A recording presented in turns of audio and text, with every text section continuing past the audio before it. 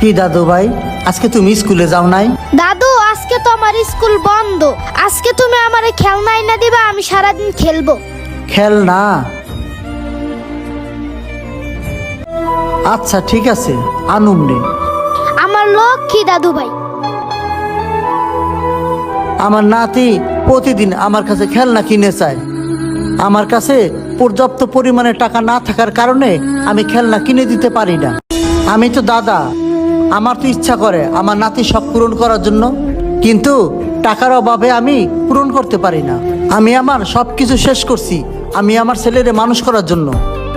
আমার ছেলে অনেক বড় মানুষ হয়েছে, আমার ছেলের অনেক কিছু আছে, কিন্তু আমি রাস্তার ফকির।